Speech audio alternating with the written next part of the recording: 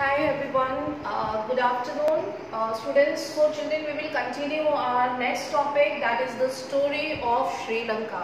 Right, so far we have understood the meaning of power sharing, and power sharing is basically a complex arrangement. It is the division of responsibilities, power among the different departments, or we can say different organizations of the government, to run government, to function properly, right? So we have gone through, children, one case study yesterday, that was the case study of Belgium, right? So today we will be discussing the story of Belgium. So children, here as we know that Sri Lanka is lying in southern part of India, or we can say in East Asia. It is an island nation, right? It has a diverse population of 2 crore people approximately. इतना population Haryana में या इससे ज़्यादा population India के किसी भी state में होता है जितना कि श्रीलंका में है, ठीक है? बट यहाँ पे एथनिक कंपोजिशन में डाइवर्सिटी हमें देखने को मिलती है। ओके, हम इसके एथनिक कंपोजिशन को सबसे पहले देखेंगे, बट यहाँ पे हमें याद रखना है स्टूडेंट्स की जो श्रीलंका था, Sri Lanka got its independence in 1948. India को 1947 में मिला था from the British colonial. Similarly Sri Lanka got its independence from British administration in 1948. Okay, thereafter democratic government was established. यहाँ पे भी इलेक्शंस हुए और यहाँ पे भी एक डेमोक्रेटिक गवर्नमेंट एस्टैब्लिश की गई. Understand? So first of all we will learn here what was the ethnic composition of Sri Lanka. I hope you can see the map. map आपने already देखा हुआ है, ठीक है? It is lying in the southern part of India, and there is a gulf in between India and Pakistan, which actually joins, that is Gulf of Mannar, and we call it as Park Strait. Can you see the screen? I am sharing slide, next slide from here. Yes, so you can see, children, in Sri Lanka the democratically elected government opted for a series of majoritarian. Okay, this is not the ethnic composition, just wait. Yes, okay, so here Sri Lanka का आप यहाँ पे ethnic composition देख सकते हैं language के base पे. Okay, linguistic structure of Sri Lanka based on language is as following. You can see जो हमारा येलो रीजन दिख रहा है श्रीलंका का यहाँ पे, और एक दूसरा पार्ट जो है वो ग्रीन से शेडेड है, राइट? तो आप इमेज को देख करके आपको क्लैरिफाइड है कि जो येलो रीजन है बेसिकली ये जो रीजन है ये मेजॉरिटी रीजन है, where people Tamil people speaks Sinhala language, ठीक है? ये सॉरी तमिल नहीं, जो श्रीलंकन पीपल है दे स्पीक सिंघाला लैंग्वेज, तो उनकी मेजॉरिटी है. अंडरस्टैंड? अप्रोक्सीमेटली 80% जो श्रीलंकन्स हैं they speak Sinhala language. 74%, okay, you can write here 74% है जो कि सिंघाला लैंग्वेज बोलते हैं, ठीक है? And green shaded region, you can C this region comprises with the Tamil speaking people. जो तमिलियंस हैं वो माइनॉरिटी में है, उनका हम कह सकते हैं कि उनकी पॉपुलेशन कम है यहाँ पे जो कि तमिलियंस हैं. अंडरस्टैंड? ठीक है. अब यहाँ पे मेजॉरिटी में भी जो सिंघाला स्पीकिंग लोग हैं उनमें भी डिवीजन है. Here some of the Sinhalas they follow the Buddhist religion, वो बुद्धिस्ट रिलीजन को फॉलो करते हैं, बट उनकी मेजॉरिटी बहुत ज़्यादा है. At the same time Sinhalas जो है वो बुद्धिस्ट के साथ साथ क्रिश्चियन रिलीजन को भी कुछ सिंघाला स्पीकिंग लोग जो हैं वो फॉलो करते हैं. तो दोनों को मिला करके जो यहाँ पे मेजॉरिटी में जो पॉपुलेशन है वो है Sinhala speaking. Okay, then here minority में जो है वो Tamil speaking, they can be divided in Indian Tamils and second is Sri Lankan Tamils. तो वहाँ पे Indian Tamils और Sri Lankan Tamils में थोड़ा सा डिफरेंस है. ओके, इंडियन तमिल्स स्टूडेंट्स वो लोग हैं जो कि कॉलोनियल टाइम पीरियड में जब ब्रिटिशर्स रूल कर रहे थे श्रीलंका में, उस टाइम पे इनको एज अ बॉन्डेड लेबर यहाँ पे कॉन्ट्रैक्ट किया गया था. अंडरस्टैंड? और फिर उसके बाद जो है वहीं पे सेटल हो गए, उनकी जो फैमिलीज थी वो वहीं सेटल हो गए. They were called as Indian Tamils, ठीक है? एंड दे वो श्रीलंकन तमिल्स, जो कि वहाँ के नेटिव हम कह सकते हैं कि जो नेटिव्स थे श्रीलंकन्स, वो लोग श्रीलंकन तमिल्स उनको कहा जाता था। ठीक है, अब इन तमिल स्पीकिंग में भी 3 कैटेगरीज थी। जो रिलीजन थे वो क्रिश्चियंस, हिंदूज और मुस्लिम, ये तीनों रिलीजन को फॉलो करने वाले तमिलियंस वहाँ पे हैं। ठीक है, तो ये एक एथनिक कंपोजिशन है on the basis of linguistic, language के बेस पे, as well as on the basis of religion. हम रिलीजन के बेस पे भी देख सकते हैं कि यहाँ पे थोड़े से वेरिएशन है, डाइवर्सिटी है। Are you getting all of you?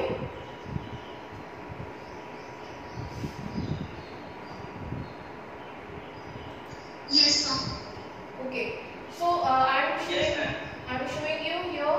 Next, you can just check in your book also. Book में भी हम देखते हैं कि यहाँ पे क्या दिया हुआ है। ठीक है, now you can see your children when you will compare the case with Belgium.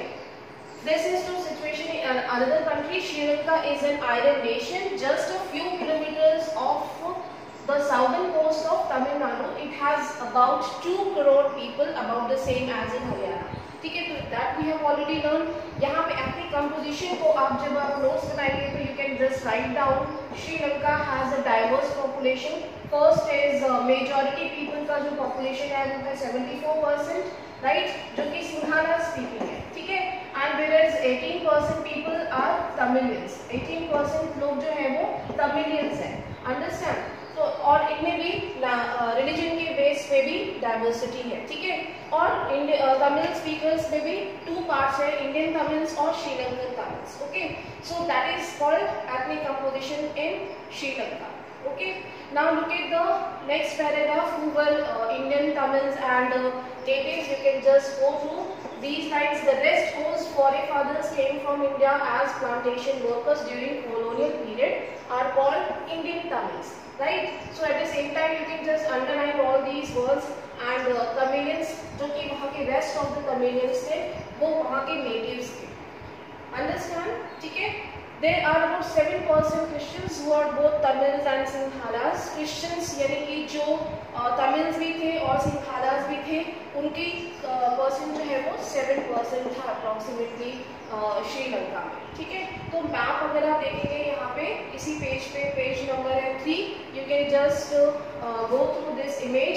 यहाँ पे सिंहालास जो है वो येलो रीजन में शो कर रहे हैं, एंड देन मस्टर्ड कलर जो है ये श्रीलंकन तमिल्स का है, and maroon colour it shows the Indian Tamils person. ठीक है, in between you can see these patches also shows the Indian Tamils and Sri Lankan Tamils. Okay, so in this way children, ethnic composition was in Sri Lanka was very complex, and basically it can create or it could lead to the conflict, or it may arise disputes in between the diverse community.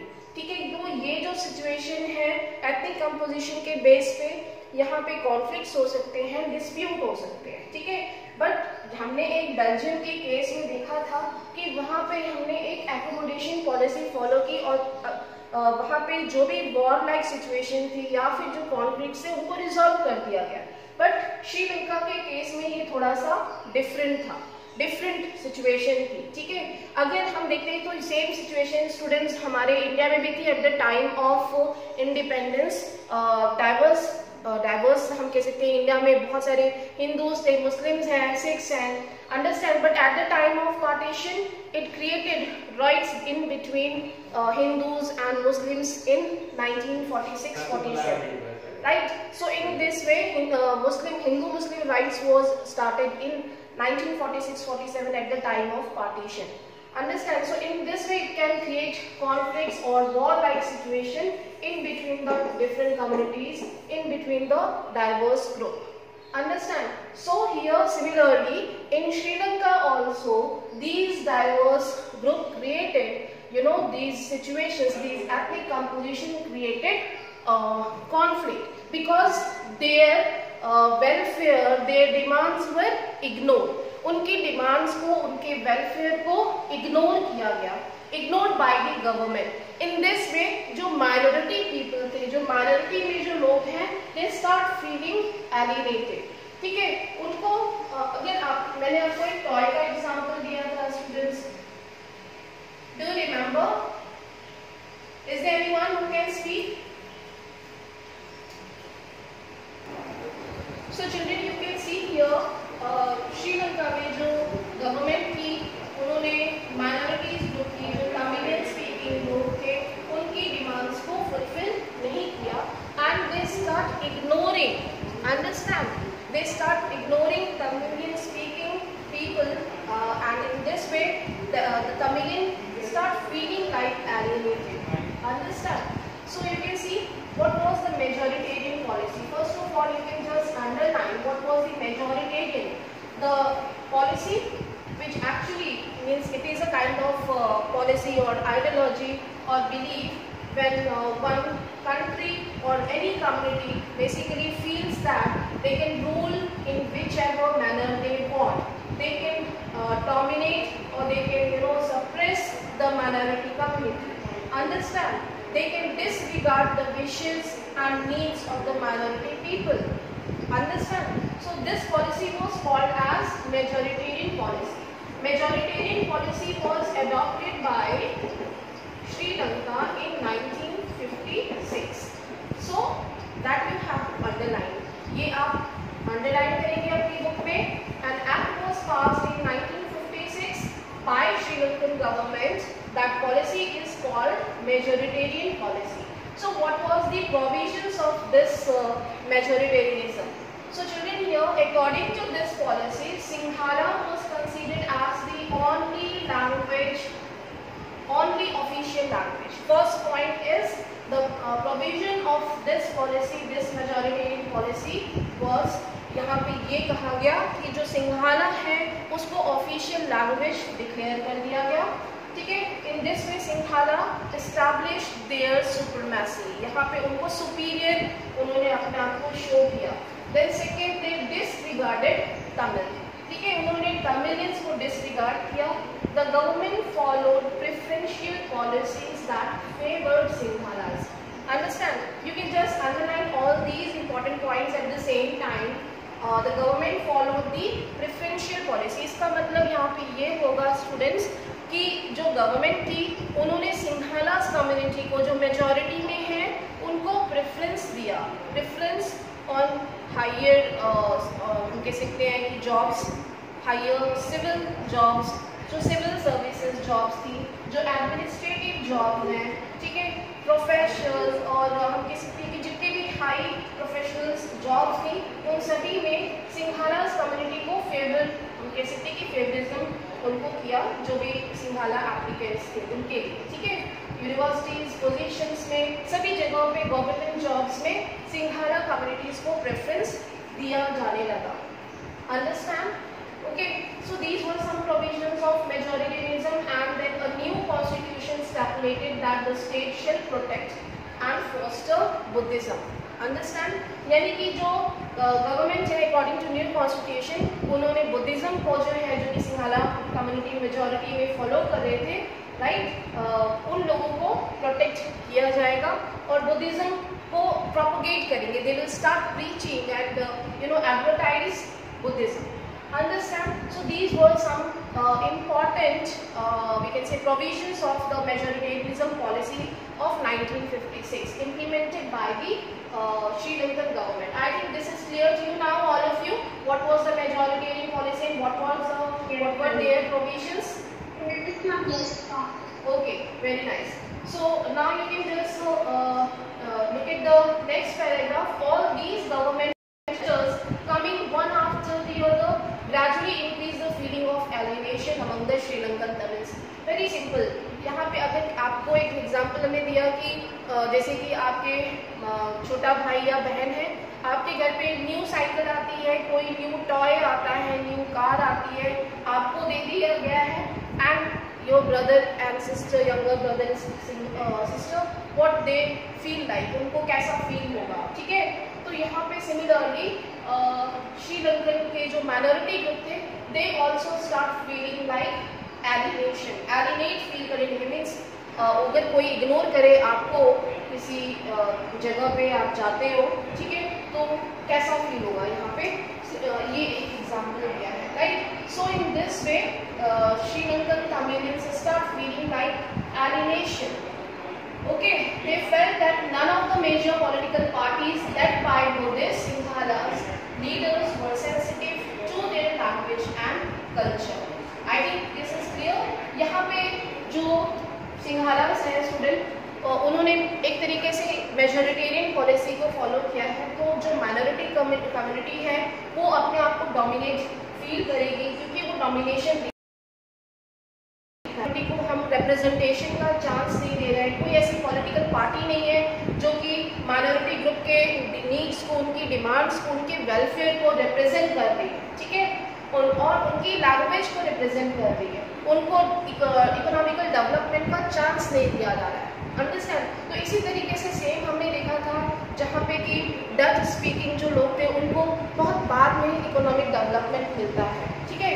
तो यहाँ पे students कहने का मतलब है कि अगर हमें एजुकेशन का प्रॉपर चांस नहीं मिलेगा, अगर हमें पॉलिटिकल पार्टीज में रिप्रेजेंटेशन का चांस नहीं मिलेगा, ठीक है, तो यहाँ पे जो माइनॉरिटी कम्युनिटी है उनका डेवलपमेंट नहीं हो सकता. Are you getting all of these point? Yes, ma'am. Okay. So here they felt the constitution and government policies denied them equal political rights, discriminated against them in getting jobs and other opportunities and ignored their interest. Understand? ऐसा ही कुछ लगेगा आपको भी. As a result, the relation between these two diverse community became worse. धीरे धीरे क्या होगा, दोनों के बीच टेंशन्स बढ़ने लगेंगी, दोनों के बीच में कॉन्फ्लिक्ट जो है वो बढ़ने लगेगा, ठीक है, सिंघालास और तमिलियंस के बीच में. अंडरस्टैंड? ओके. तो similarly Sinhala and Tamil communities strained over time and the Sri Lankan Tamils launched parties and struggles for the recognition of Tamil as an official language. अब इसके repercussions क्या होंगे, इसके consequences क्या हुआ मेजोरिटेरियनिज्म पॉलिसी अडॉप्ट करने के बाद श्रीलंका में, कि यहाँ पे जो माइनॉरिटी ग्रुप में जो तमिलियंस थे दे स्टार्ट फाइटिंग, ठीक है, यहाँ पे उन्होंने स्ट्रगल स्टार्ट किया. अब उन्होंने अपने पॉलिटिकल हम कह सकते हैं पार्टीज, ऐसे रिवॉल्यूशनरी क्लब्स बनाने स्टार्ट कर दिए, ठीक है. One important name of the revolutionary group of Tamilians, I think all of you know this name, LTTE. LTTE is basically Liberation Tigers of Tamil LM. Okay, LTTE का नाम आपने सुना होगा. ये Naxalites means they were trained in guerrilla warfare. एक तरीके से ये हम टेररिस्ट इनको कह सकते हैं. Basically they were fighting to fulfill their demands. अपनी डिमांड्स को फुलफिल करने के लिए इन्होंने ये ग्रुप बनाया था LTTE, ठीक है. That means liberation tiger of Tamil Eelam. तो तमिल एलम क्या है स्टूडेंट्स, आप देखोगे यहाँ पे इसी पैराग्राफ में सेकेंड लाइन लिखा हुआ है. तमिल एलम का मतलब है सेपरेट तमिल स्टेट, ठीक है. एलम मीन्स ये वहाँ की तमिल लैंग्वेज है जिसका मतलब है state, Tamil state. They were fighting for separate nation. ये उनकी डिमांड थी कि अब उनको प्रोविंशियल ऑटोनॉमी दी जानी चाहिए. अगर उनको गवर्नमेंट में रिप्रेजेंटेशन का चांस नहीं मिल रहा है, तो इक्वलिटी, इक्वल अपॉर्चुनिटीज नहीं मिल रही हैं, उनको डिस्क्रिमिनेट किया जा रहा है, जॉब्स और एजुकेशन में इक्वल चांस नहीं मिल रहा है, ठीक है. ये सारी उनकी डिमांड्स थी जो उनको they want education, equal jobs, provincial autonomy, equal opportunities. Understand? These were demands of the Tamil Sri Lanka, Tamilian Sri Lanka, जो वहाँ के जो Tamilians थे, okay, and they start demanding for separate nation. I think this is clear to you now. So the distrust between the two communities turned into widespread conflict and it soon turned into a civil war. यहाँ पे तमिल और सिंघालास के बीच में एक civil war start हो जाती है, ठीक है. सिंघालास और तमिल के बीच में एक सिविल वॉर स्टार्ट हो जाती है विच रिमेन टिल 2008 और 2009 तक. ऑलमोस्ट ये सेपरेट नेशन की डिमांड और ये LTT की एक्टिविटीज जो है वो एक्टिव रहता है ये ग्रुप. और यहाँ पे they continuously demand for their freedom for their demands, okay. ये ऑलमोस्ट 2009 तक ये वॉर सिचुएशन सिचुएशन चलती है, understand. So basically 2009, okay okay, इसका एक यहाँ पे रिलेवेंट टॉपिक दिया है स्टूडेंट्स। बेसिकली जो हमने इकोनॉमिक्स में पढ़ा था कि जो श्रीलंका है वो साउथ ईस्ट एशियन कंट्री में जो है इंडिया से काफ़ी आगे है, ये हमने पढ़ा था वर्ल्ड डेवलपमेंट रिपोर्ट में, ठीक है। ये आपको याद होगा स्टूडेंट्स, याद है आपको? Is there everyone who can tell? हमने पढ़ा था कि श्रीलंका जो है वो इंडिया से काफ़ी आगे है वर्ल्ड डेवलपमेंट रिपोर्ट के अकॉर्डिंग, है ना। तो ये चीज़ यहाँ पे दी हुई है, बट यहाँ पे तभी भी बहुत सारे ऐसे फैक्टर्स थे, सोशल फैक्टर्स थे, जिसकी वजह से हम कह सकते हैं कि श्रीलंका इतनी जल्दी ग्रो नहीं कर सकता था, ठीक है, क्योंकि यहाँ पे ये सारे फैक्टर्स थे। But though the country has progress, okay. कहाँ थे हम लोग? Okay, so because of the civil war condition, जो श्रीलंका है, श्रीलंका से बहुत सारे जो लोग थे वहाँ के जो सिविलियंस थे स्टार्ट लिविंग दीज कंट्रीज, उन्होंने धीरे धीरे जो है वो कंट्री को छोड़ना स्टार्ट कर दिया as refugees, and many more lost their livelihood. Okay, so in this way the dispute between the majority and minority community led to the civil war condition, and many people lost their livelihood. Entity एक naxalite terrorist activities को करने वाला था, जिसमें कि बहुत सारे लोगों की जान चली गई, ठीक है। तो ये कुछ कॉन्सिक्वेंसेज हैं दो ग्रुप के बीच में, दो कम्युनिटीज के बीच में। I think this is clear everyone. What was the majority policy and what was their after implementation of this policy, what was the